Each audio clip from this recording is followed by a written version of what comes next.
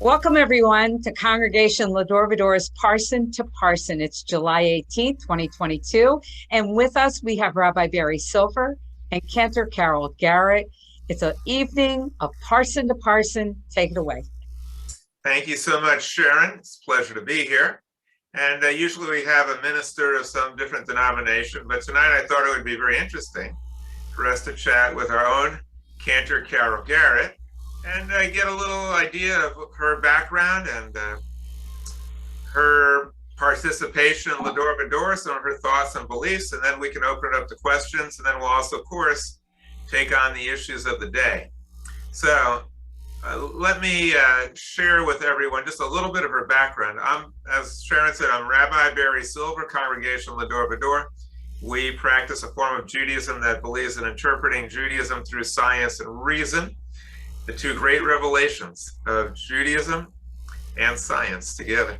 Carol, I'd like to ask you, when did you first start getting involved in Judaism? Were you always interested? When you were a little kid, did you think, I want to be a cantor one day, or did this come upon you sometime later on?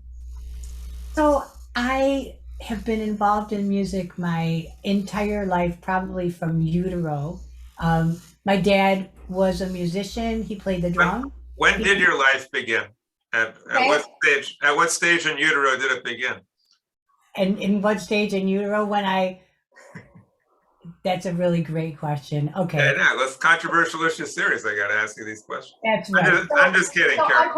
I probably heard music in the womb, I would guess, because babies can hear. And so, I may not have been a soul yet, but I probably heard music then. It was probably soul music. Probably soul music, yeah. My dad was a drummer. He also played the piano and the trumpet, and he played flute. And my mom was a singer, and he was in a band, and they played all over for all kinds of, bar mitzvahs, weddings, blah, blah, blah, in Detroit, Michigan. And he hung out with all these amazing musicians. And so when I was very, very little, my grandfather was very prominent in Workmen Circle at the temple.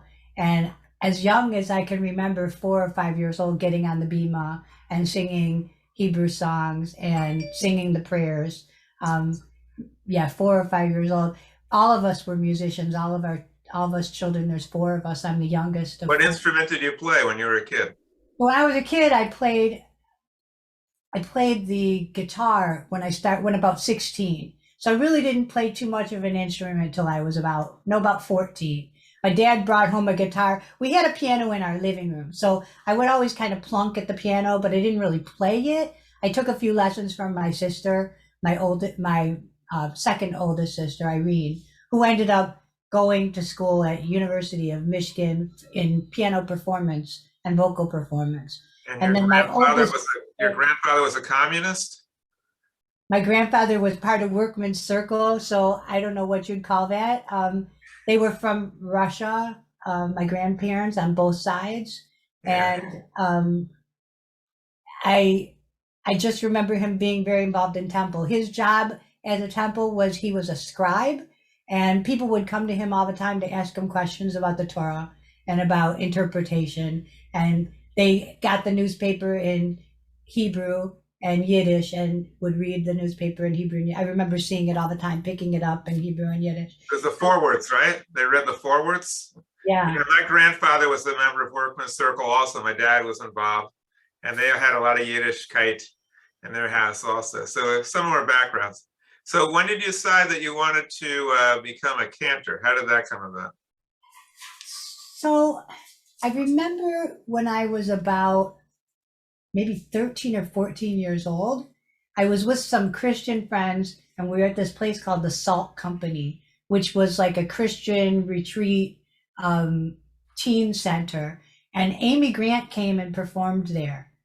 She came and sang, and she was amazing. And I thought, this is really cool. I want to do this for my people, I just thought, I want to do this, but and there wasn't anything like that at the time. I mean, there wasn't a Noah Aronson, there wasn't a Josh Nelson, a Craig Tubman, all of those guys. They really hadn't even started yet, because we're talking about the 1950s. early 1960s. And I think Debbie Friedman came on the scene in probably the late 60s, early 70s, and started the whole idea of doing Jewish music that was more contemporary. But prior to that, there really wasn't any contemporary music. And so when I saw Amy Grant, I said, I want to do that. I want to do something like that someday in my life. So you must have been thrilled to see the development of Jewish music to become more progressive and more joyous and welcoming the guitar, right? It was amazing because up until that point, I was in a Catholic gospel choir. I played the keyboard for a church, a couple of different churches. I played the organ at one church. My dad actually played the organ in a church too for a while. And then I got called to play at this gay church. There was a church, I can't remember the name of it, but it was a church for gay people. And they had me come and play there and sing. And I sang Christian music. And so you're right. So I was really excited when the Jewish scene started and I started getting involved in United Hebrew Schools and actually singing. Did you sing the Purim song at the gay church? Let's be gay. What do you say? After all this Purim day. Yeah. You didn't sing that for them? They would have been like, if I was there, I would have been so tempted to sing that song. You'd have had to hold me back not to be able to sing it. Well, that's great. So you also did a stint as the leader of the Lake Worth Interfaith Network. Yeah. So you've been exposed to various religions. Which one do you think is the best one? Judaism, for sure. Why is that? Well, I think that we're more activists than most other religions and really any other religion.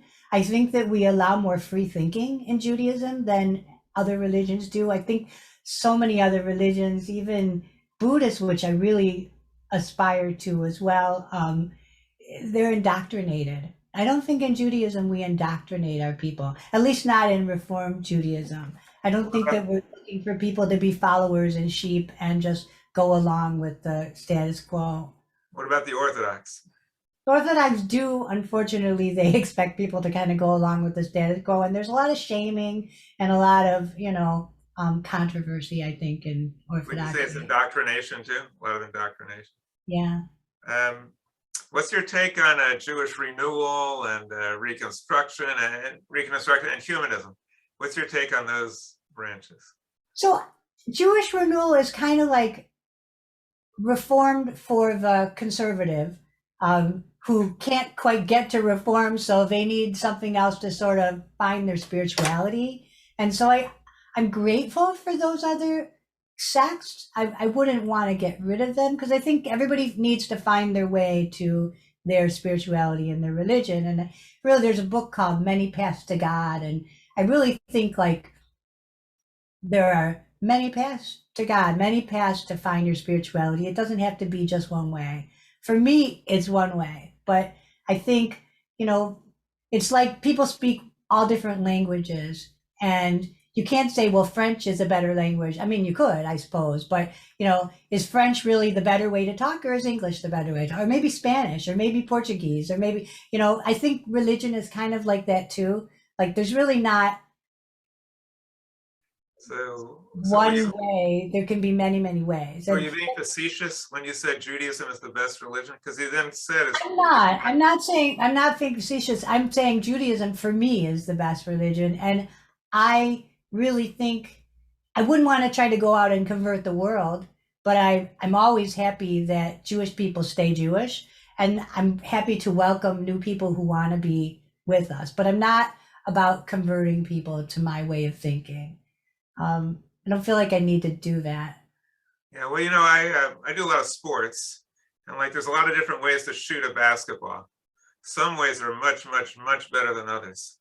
Like usually, if you're going to shoot this way, that's a lot better than trying to shoot underhand because it's going to get blocked, or shooting a two-hand shot like that. So in basketball, in tennis, there's certain ways to hit a tennis ball that's going to work, and other ways are going to be a disaster. So I think that religion is the same way.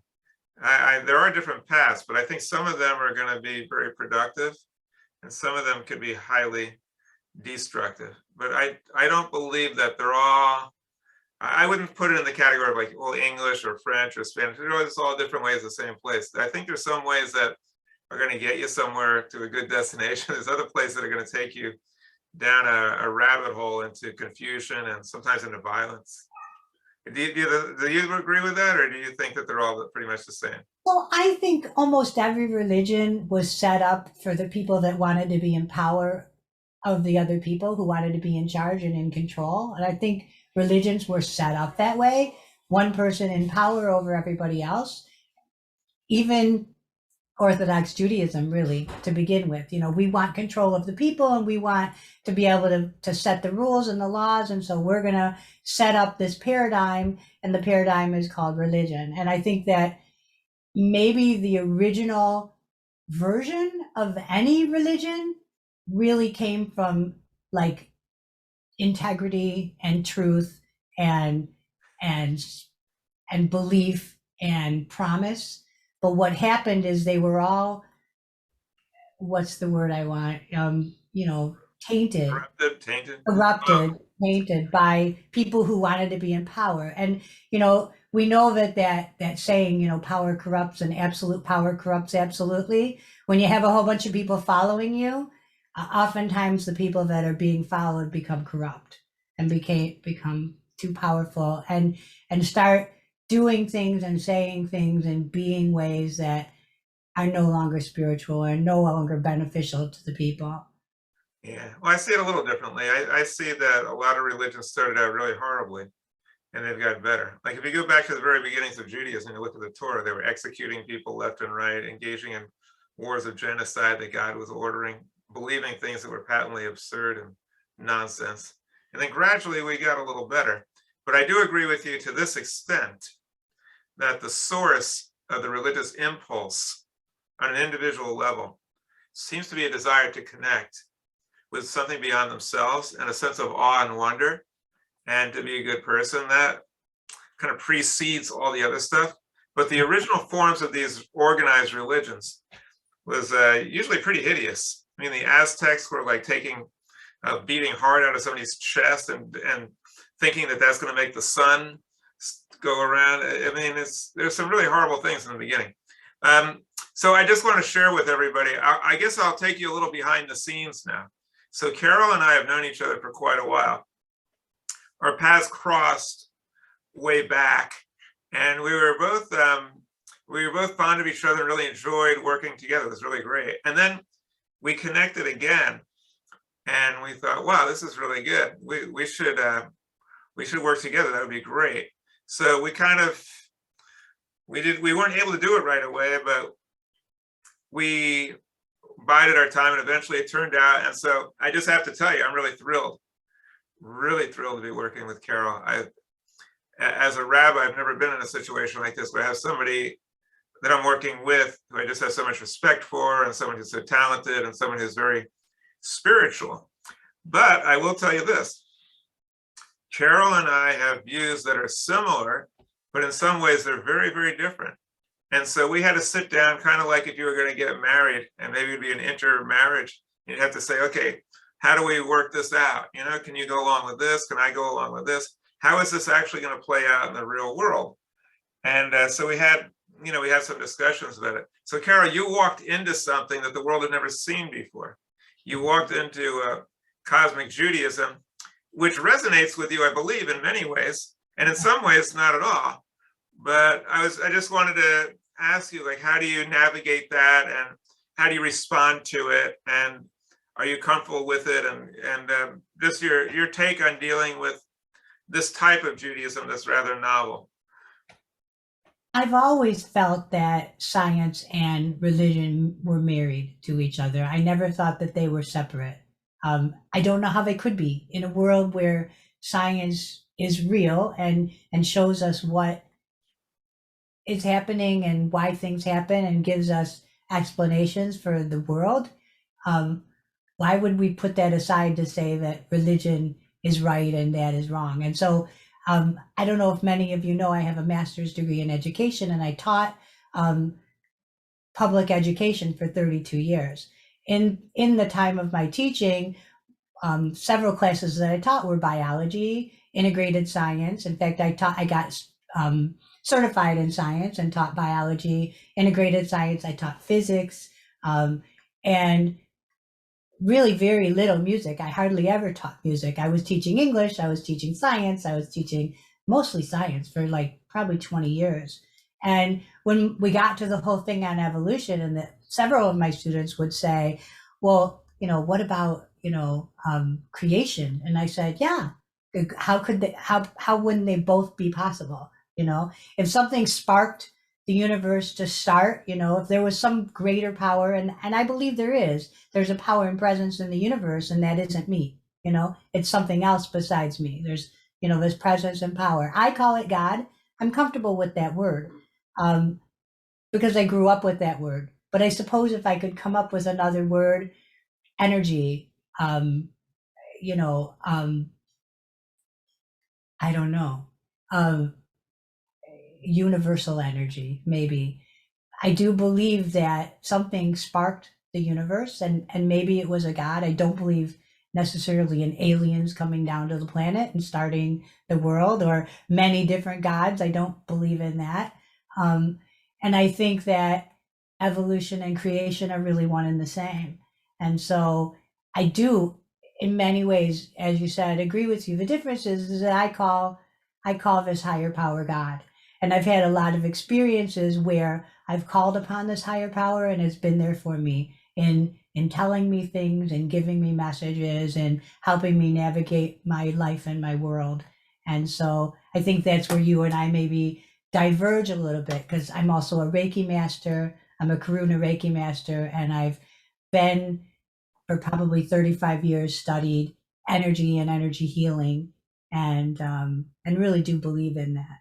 And it's all mind over matter, and channeling energy through our body, and using the energy not of my own, but of something that's outside of myself, which is really science.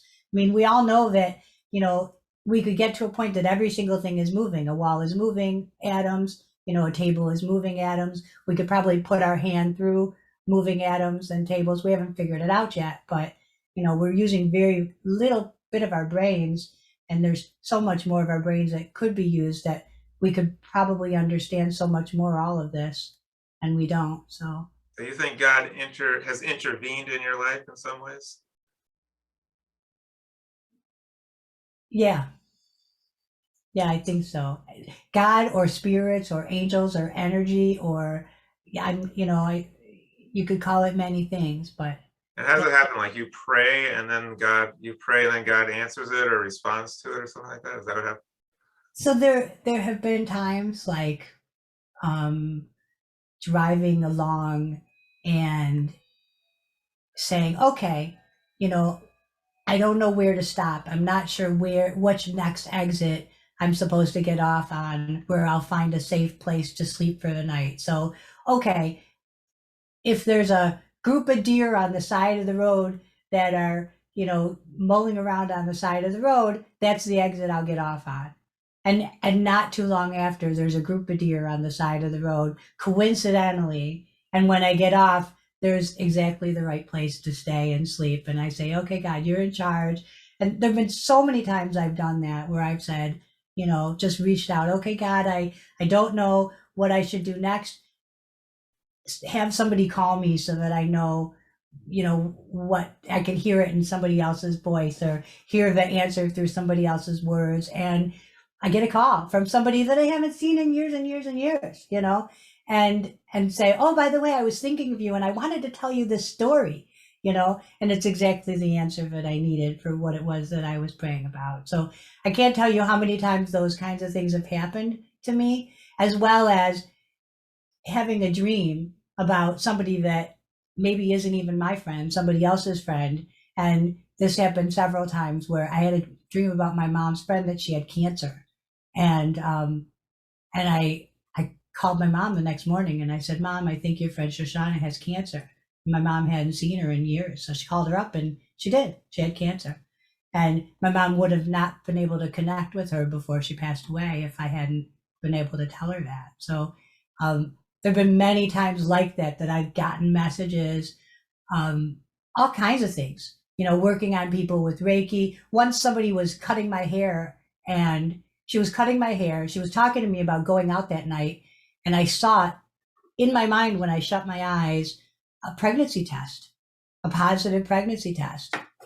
And I just saw that in my mind. And I was like, and she said, oh, weren't you doing some stuff with psychic, whatever? And I said, well, no, not really. I said, but I've been like doing this mindful meditation. And I said, just because you happen to mention that, are you pregnant?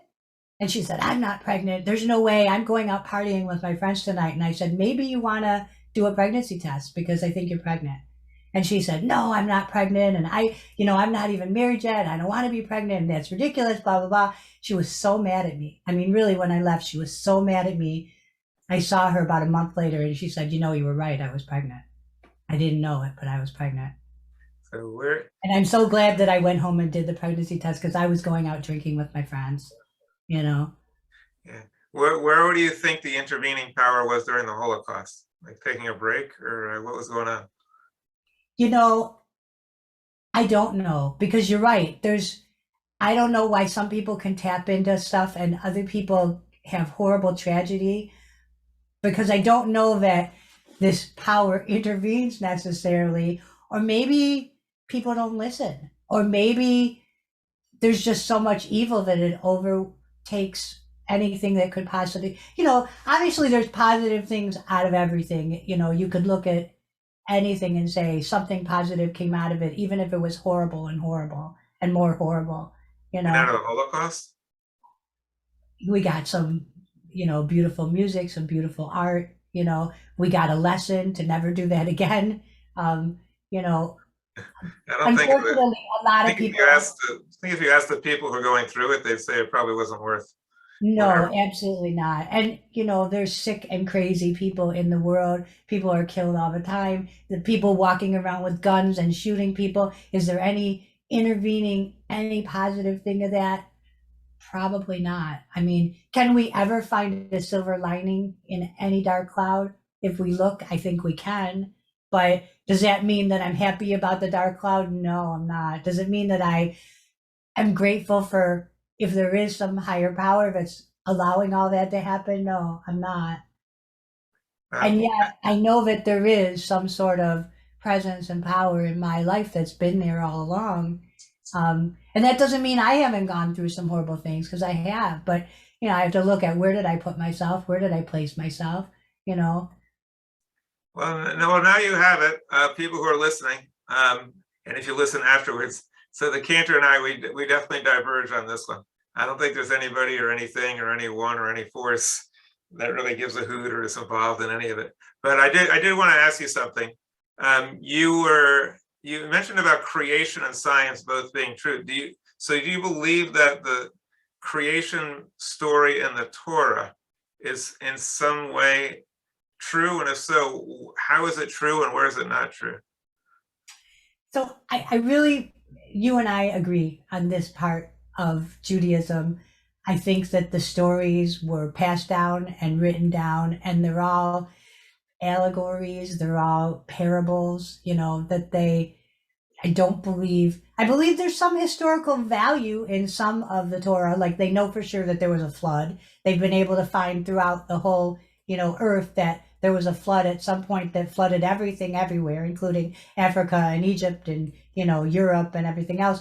But whether it was like Noah and exactly he put 2 of every species on a boat, no.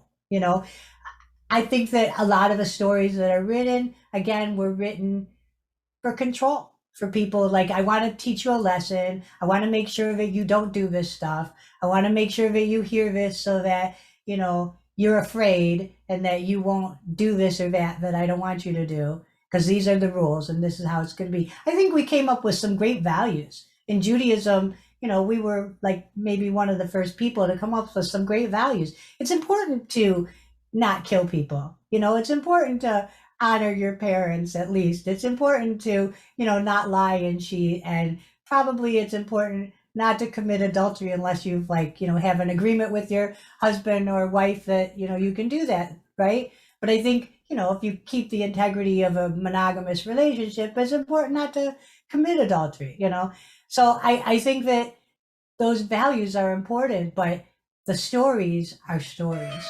They may have some historical value, but they're really just stories. Well, historians are pretty sure that there was never a global flood. There was just a flood in a localized area, and they thought that was the whole world because they didn't know what was going on even 50 miles away. Right. So that's just how it was. Why don't we open it up to folks? If anybody has any questions or comments or would like to share about what's going on in the world or anything. I just want people to get to know Cantor Garrett a little bit. And if you'd like to know more, come on Friday night and listen. She plays great music. It's really wonderful to hear. Anybody want to share anything? Sharon has her hand up. Yeah, I have a question. The Workmen Circle, first of all, what is that exactly? I know you both expressed that your grandfathers were part of it. So can you explain that?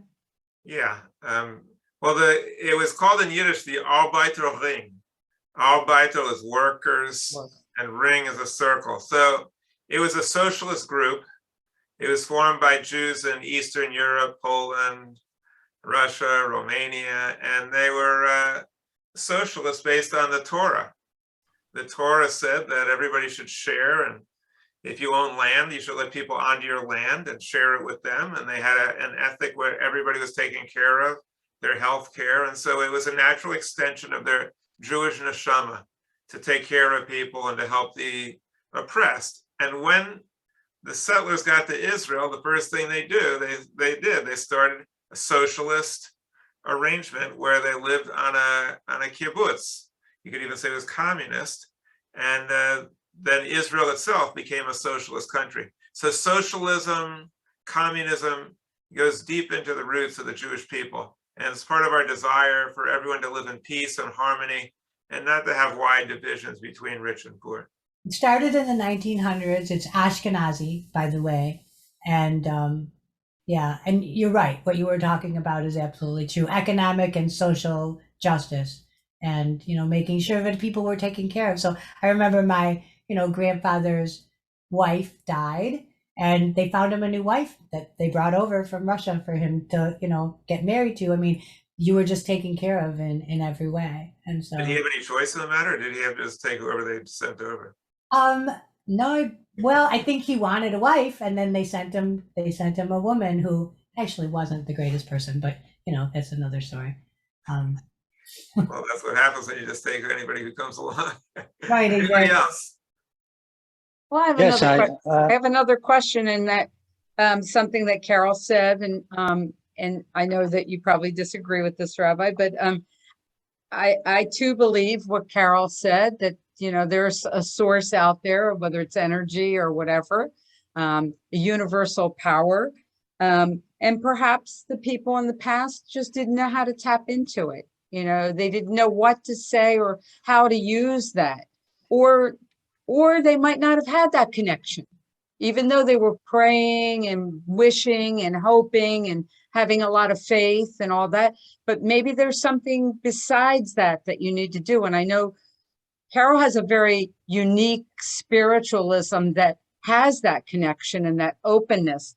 And so perhaps she has that connection automatically because of the kind of person she is. So maybe everybody doesn't have that connection. They don't know how to complete that connection if they had it. You know what? Does that make sense, Carol? Kind of? Yeah. Okay. So, Carol knows. She does the rack. Say it again, Carol. Reiki. And so she knows about those spiritual things. So she knows how to make that connection and go past that point. Well, here's what we do now. The most spiritual of the Jews in Eastern Europe were the Hasidic. I would challenge anyone to say that they're more spiritual than the Hasidic Jews were. They were joyous, jubilant Jews, and they had plenty of spirit. And if anybody devoted themselves to trying to connect with God, they did. And they were the most clueless of all. They didn't fight back. They didn't flee. They just asked their rabbis, what should we do? And the rabbis told them to pray. And as Elie Wiesel said, and while they were praying, the Nazis just came and burned down their synagogue. The ones who made something happen were the ones who weren't the spiritual ones. It was the guy like Tuvia Bielski.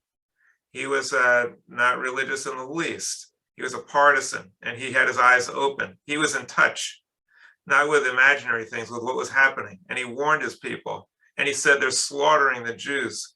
And people didn't believe him. They said, you're crazy. Nobody would do something like that. He said, no, I've seen it. And he organized partisans. The Warsaw Ghetto fighters, they weren't spiritualists. They were hardcore realists who said, let's fight back. The ones who founded Israel, most of them were also realists. I mean, they were inspired by Jewish values, but they weren't people who were like trying to do some kind of spiritual connection with something. I think those folks are usually on some off the beaten path and usually not in touch with reality from my experience. So my take on that is a little different than yours, Rabbi. And I think part of the thing is when you look to somebody else to answer your problems or your questions for you is when you begin to get into trouble. And, you know, Marianne Williamson is somebody that I often listen to and get a lot of inspiration from. I really like her. And she started teaching this whole Course in Miracles and a lot of meditation. And one of the things that she said to me once is that we all have all the answers to any question that we have within us. You know, really, I think we're all mirrors of each other. You know, I really think in some way energetically, we all are one person anyway, even though we manifest as separate individuals. And so if I have the answers to everything, I'm not going to go to my rabbi to find out what the answer is. I mean, unless it's something that I know, you know, like, hey, Rabbi, what's the Jewish word for this or that? Or Rabbi, tell me about the Parsha for this week. But, you know, if it's something on a more personal level, like, you know, what am I supposed to do in response to this? I might get my advice from other people, but in the end, the advice has to come from within me. And so what she would recommend is seeing herself. I love this kind of like, you know, stage that she set up. She says, I'm standing on the stage and I see somebody come to me and say, Marianne, what do you think I should do if da-da-da-da is going on? She said, then I see myself. I'm the person asking. I'm also the person on the stage. And I sit in a meditation with myself and I answer myself, right? Because we each really, for our own lives, we have the answer for our own lives, what we're supposed to do.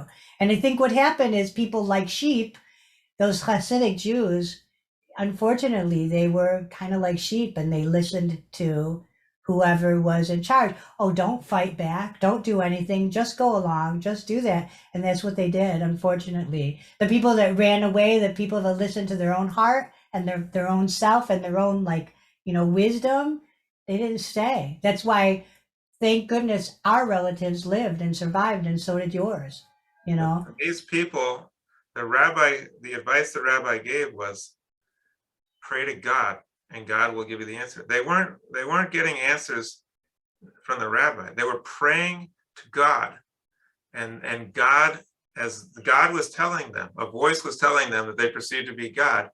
You're not doing all the commandments. You got to pray harder. You got to follow these rules.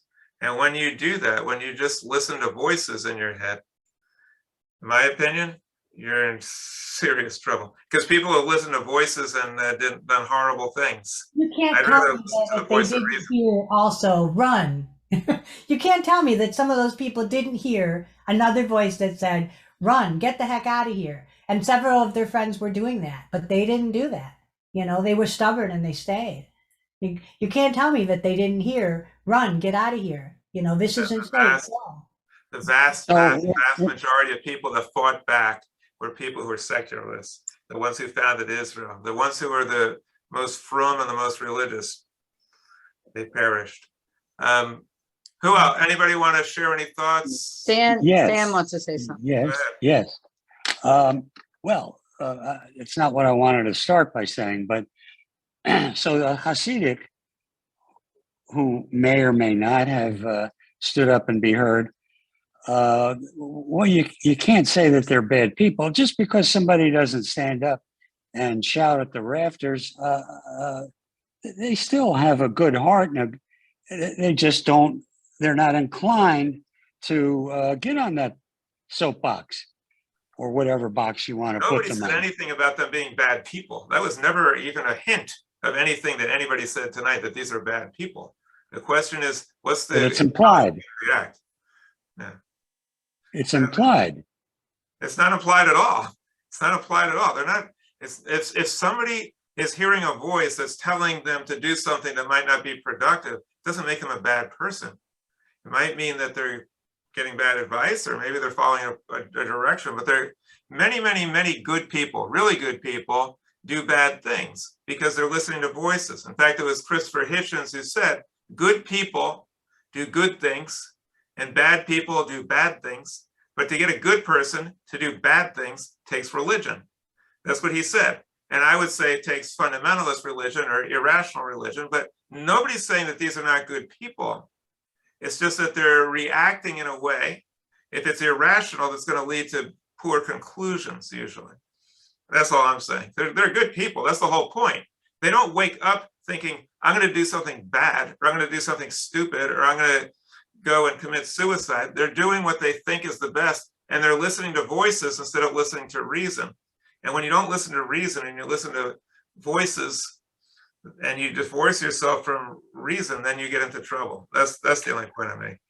I did notice that Carol said she had no problem using the G word, God, or some other word like it, whatever that may be. But sometimes I feel on the L'Dor Va-Dor side, we run away from the G word, take it out of prayers, have very few prayers in our Shabbat service that use the God word. I mean, there are a few, but there could and should be more, possibly. So I endorse that. Well, Congregation L'Dor Va-Dor set out on a course overwhelmingly voted on by the congregants twice to interpret Judaism through reason and science. So science doesn't ascribe to supernatural beings. However, science does ascribe to the fact that in this universe that we see, there is certainly a creative power. It's not even a theory, it's a fact. Every one of us started out with a cell, and now we're 100 trillion of them. The universe, scientists think, started out as a singularity, and now it's an entire universe. So there's an incredibly vast creative power in us, in everything. The way I describe it is, there's a creative power that's in all, that unites all, and that transcends all. The problem is that when you call it God, God has a lot of baggage to it. And God isn't even a Hebrew word. That's why I don't tend to use it, because it's an English word with a lot of baggage. It's usually something out there, or someone who's in the Torah telling people to kill people. And it usually has a lot of baggage. So if you want to be rational about it, it's better to refer to this creative power, which I refer to all the time. We also use the word God in Hebrew. We use Elohim, El Shaddai, and we use words with God. I don't have any problem referring to the creative power, the sense of awe and wonder, and the numinous and the transcendent. I think that's all good. But when it comes to the word God, it's usually tinged with all types of irrational baggage that I think gets in the way of getting us to the truth. And it prevents us from finding out what's really going on. So while the congregation might have voted twice to embark on a new avenue, so to speak, by no means did that mean to give up on tradition. And on Shabbat, on Friday night, for example, there's nothing more traditional than that. So if you sit in a prayer hall, whether it be Mariposa or some other address, and we don't observe the traditions, then I think we're losing out. We're losing Hold on one people. second. I wanted to say something to that. Go ahead. Go ahead. So Sorry. I differ from you in that you see God as a negative word, and I don't. I see God as a uniting word. I see God as a way for us to. How many people have died in the name of God? Do you know? Well, here's the thing: how many people still believe in God? Like 97% of the world That's my has question. some sort of like religion that uses the word God, except for maybe the Buddhist and the humanists. Everybody else, all the Jews, the Christians, the Muslims, I mean, they all use God. You know, there's a bunch of different types of Christians and Muslims, and you know, even some of the Muslims, even some of the Buddhists use God. Some of them don't, but some of them do. So I think God can be more uniting than dividing. I'll ask you again. How many people have died in the name of God? Do you know? How many people have died in the name of a gun? How many people have died in the name of a car or an airplane or a volcano or an earthquake or, you know, I mean, there's lots of words that kill people, honestly, including hate, you know, but that Why would we want to use? Why would we want to use one of those? Give up on the word God because people have died in the name of it. We would give up on the whole Jewish religion because, I mean, in the very beginning, they, you know, oh, if you didn't say the exact right thing to God, you'd be swallowed up by the earth. It would open up and everybody fell in and died. I don't believe that. I don't believe that. I'm glad we had this conversation because let me clarify a few things. Okay, first of all, probably hundreds of millions of people have died in the name of God. Hundreds of millions. And it's not ancillary. It's like you're saying, well, a gun or something like that. It's specifically in the name of God. It's not, well, somebody just got angry and picked up a gun. It's like specifically people killed because they believed in God. In fact, that's why Israel is besieged by the battalions of the Berserk. That's why people flew planes into 9/11. The reason why the United States was attacked on 9/11 is because people believed in God. The reason why Israel currently today is struggling for its existence is because of belief in God. The reason why Jews died in the Holocaust is because of the belief in the Christian God. The reason why Jews died in the Crusades, in the Inquisition, and were tortured to death. The reason why they were put into ghettos. The reason why Jews have suffered horrifically for 2,000 years is because of God. The reason why Muslims are running around killing people through terrorism is because of God. The reason why, as James Madison said, the soil of Europe was drenched in blood is because of God. I prefer not to use a term, if I may finish, I prefer not to use a term that has brought more suffering and more grief and more misery than any other term, especially when it doesn't square with science. So what I do is I use terms that are more in tune with science, as we're supposed to be doing at L'Dor Va-Dor. If you take the Jewish Bible, the God in the Torah specifically launched all this. God in the Torah is committing genocide, murdering people, executing people for trivial offenses. This is all because of belief in God. I don't want to perpetuate that, nor did L'Dor Va-Dor. Now, let me share something also about what Stanley's saying. I'm not sure why this isn't quite understood a little better, okay? So L'Dor Va-Dor doesn't get rid of tradition. L'Dor Va-Dor loves tradition. To suggest, well, I don't agree with L'Dor Va-Dor getting rid of tradition. Nobody's ever even suggested that at L'Dor Va-Dor. What L'Dor Va-Dor does, it's in our mission statement. And if you listen to our Friday night service, we do it every Friday night. What we do is we embrace tradition, but we actually interpret it in a rational way. So we don't just do tradition because, well, somebody told me I have to do this because my grandfather did it, and I've been doing it for thousands of years. We take a tradition and we make it inspiring and we make it rational so that people can relate to it. The vast majority of Jews don't believe in the God of the Bible, and so they stay home. What we do is we take a concept of this creative power that people can relate to. And that's why wherever I go, doing weddings, bar mitzvahs, people they hear about this concept and they say, I want to know more. Give me your card, whatever, they want to know more. Because people are very hungry for tradition that makes sense, a concept of God that they can relate to. And that's what we do at L'Dor Va-Dor. So you'll see the traditions. You'll see the Shema, you'll see the V'ahavta, you'll see the Kaddish, you'll see the Hebrew, you'll see their traditions. It's just done in a way that's more entertaining and more engaging and more rational. So Go ahead, Carol. I was going to say, I chime in with you. I respect you, and I really have not had an opportunity to work with somebody that I respect as much as you do, and for many, many reasons. I think that you are a mensch. I think that you really do what you say and what you believe. You live how you believe. I believe that you are an incredible speaker, and you are great with words, and you really care about people. And so there's so much that I really respect about you and agree with. But I don't think people have died in the name of God. They've died in the name of Christ. They've died in the name of Allah.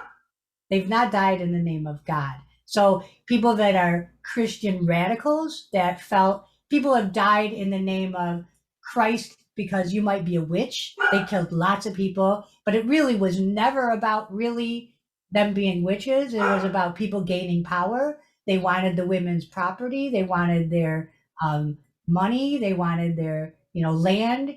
And so they called them witches. There were women that were jealous of other women, and they called them witches so that they could get rid of them because maybe their husbands were interested in them, right? People have died in the name of Christ because we're going to go off and kill all the people that aren't Christian. That's where we got all the, a lot of the different things that have happened. People have died in the name of Allah. They are not using the word God. They are saying Allah. The most people that have killed anybody have been the Muslims, and they've killed millions. So people have not died in the name of God. They've died in the name of the particular religion that they're espousing to and what they believe about that religion. And they're indoctrinated, as I said before, so many religions, because that's what it's about. We're going to indoctrinate you. We're going to brainwash you. We're going to get you to believe what we believe. And that's what a lot of these Muslims do, the ones that are doing these horrible atrocities. They have these kids who are very young, who have no money, who are starving on the streets. Their families are starving. They said, if you go kill somebody, we will give your family money for the rest of their lives. There'll be money available to them. And, and these kids want to save their families. Some of them probably don't even really believe in it, but they have to become brainwashed to believe in it. Because how could you go out and kill someone? I don't think we were born to hurt other people and kill other people. I think we were born really to be good. But when you're suffering and your answer is, all right, I'll save your family if you just go kill somebody. That's how kids get involved in gangs. That's how all of the things have started. That's why we've had the Inquisitions, all of that stuff. And it's all about, it's never really about the religion. It's not. And it's not really even about Allah or Christ. It is about power. And it is about, not knowing what to do to save my family and not knowing how to find myself. I mean, the people that followed Charles Manson didn't do it in the name of God either. They did it in the name of being indoctrinated by Charles Manson, so. Well, first of all, I appreciate the kind words, and I guess we have a mutual admiration society. And that's one thing that people like about L'Dor Va-Dor.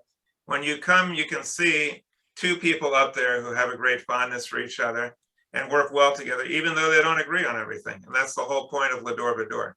The whole point is that we should be able to get along with people without having to agree with them. If we only get along with people that we agree with, we have a problem.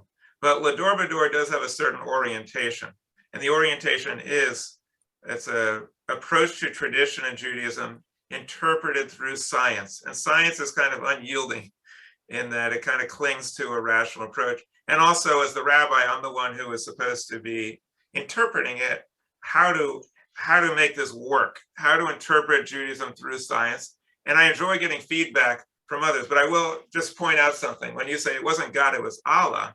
Allah is Arabic for God. Allah is related to the word El. In Hebrew, the word for God is El, and that comes from the Canaanite God.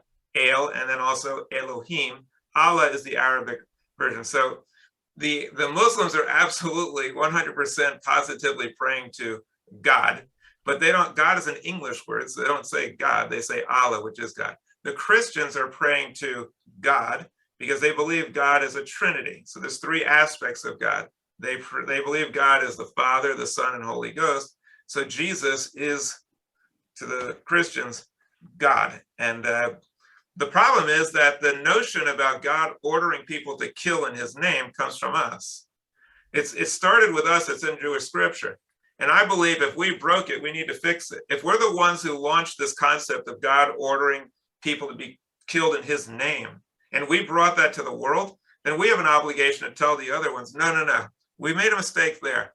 We got it right when it came to seeing the unity in people, the sanctity of all human life, the goal of living in peace, of brotherhood, of respect for women's rights, of caring for the planet, of considering all life precious. We got those parts right. So you can follow us there, but we're not perfect. It was written by humans. And the part about God telling you to kill someone because they believe a different way, we got that wrong. We admit that. And once we admit it, then we have a fighting chance of getting them to admit that they were wrong too. But as long as we're clinging to our traditions, oh, no. I don't know what you're talking about. That's not in there. I don't know. God is great. As long as we rationalize, we're in trouble. So that's why I'm kind of, I guess to some people, brutally honest, because I feel that if we don't stop the cycle, we'll just be killing each other forever. And I'll quote Hitchens again. He said how sad it is that human beings are killing each other over ancient literature. And it could be very well the case. It could be the case that this experiment of life on Earth that's been going on in human beings maybe for 1 million years or so, it could be that the experiment will end in a failure because somebody will get their hands on nuclear weapons, probably in the Islamic world, and they'll probably think that if they kill enough people, God will reward them in heaven with all the virgins they can handle and more and more. And so somebody could end the world, all of it, with nuclear catastrophe in the name of God. And I think it would be very sad if we launch that concept that ends up destroying us and we don't even try to fix it.